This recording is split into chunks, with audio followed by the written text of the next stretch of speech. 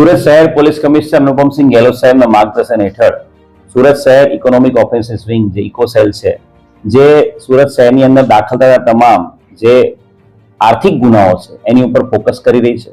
અને આ જ અનુસંધાને સુરત શહેર ઇકોનોમિક ઓફેન્સ વિંગ દ્વારા એક ખૂબ મોટી સફળતા જમીનના કેસમાં છેતરપિંડી કરવાના ઈરાદે જે મૂળ એકાઉન્ટો ખોલી નાખનારા જે કર્મચારીઓ છે, બેંકના કર્મચારીઓ, અને સાથે મૂળ એકાઉન્ટ ખોલવા માટે જે સિમ કાર્ડ આપનાર જે સર્વિસ પ્રોવાઈડર છે એની ધરપકડ કરવામાં આવી છે. બનાવની જો હકીકત કહીએ તો એક આરોપી છે રવિકુમાર કોલડિયા.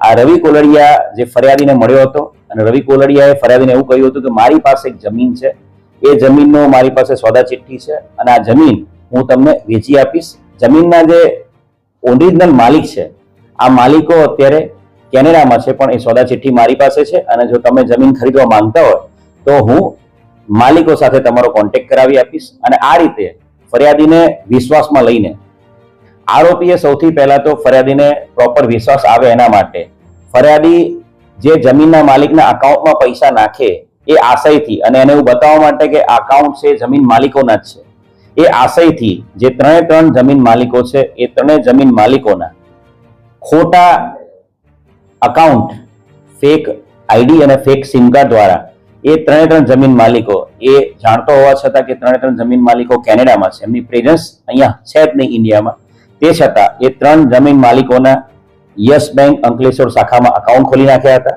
અને એ અકાઉન્ટ ખોલવામાં જે યસ બેંકના એના કર્મચારીઓ છે એમણે મદદ કરી હતી. અને ત્યારબાદ એ એકાઉન્ટોમાં એણે જે ફરિયાદી છે એની પાસેથી બેંક અકાઉન્ટમાં એણે પૈસા લીધા હતા, પૈસા જમા કરાવડાયા હતા. 4,81,00,000 જેટલી અમાઉન્ટ આ અલગ અલગ એકાઉન્ટોમાં જમા કરવામાં આવી હતી ફરિયાદી દ્વારા. અને ત્યારબાદ આ એકાઉન્ટોમાંથી એણે પોતે પાછા આઈડીબીઆઈમાં નવા 2 એકાઉન્ટો, બોગસ એકાઉન્ટો ખોલ્યા હતા જે જમીન માલિકોના નામના, અને જે યસ બેંકના એકાઉન્ટો છે 3, એમાંથી એણે પાછા આઈડીબીઆઈમાં પણ આ જે ફેક એકાઉન્ટ છે એની અંદર પૈસા ટ્રાન્સફર કર્યા હતા. કુલ મળીને 4,81,00,000 રૂપિયા એ આ અલગ અલગ જે ડમી એકાઉન્ટો, મ્યુલ એકાઉન્ટો જે બન્યા હતા, જે જમીન માલિકો છે જે કેનેડામાં હતા એમના એ એકાઉન્ટોમાં પૈસા ગયા હતા. અને તમામ પૈસા છે એ આ રવિ કોલડિયાએ પૈસા એના હડપ કરી લીધા હતા. ફરિયાદીની ફરિયાદના આધારે આ સમગ્ર બનાવ અનુસંધાને ગુનો દાખલ કરવામાં આવ્યો છે.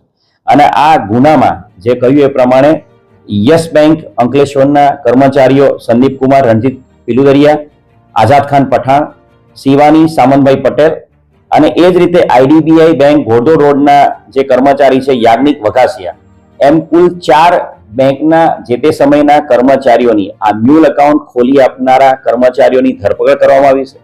અને સાથે સાથે આ જે બોનાફાઇડ જમીન માલિકો છે એમના ફેક સિમ કાર્ડ બનાવી આપનાર જે વોડાફોન કંપનીના ડિસ્ટ્રીબ્યુટર એજન્સીનો જે ચલાવતો હતો સંજય ધંધુકિયા, એને પણ ધરપકડ કરવામાં આવી છે. કુલ 5 આરોપીની ધરપકડ આ ગુનાના કામે કરવામાં આવી છે.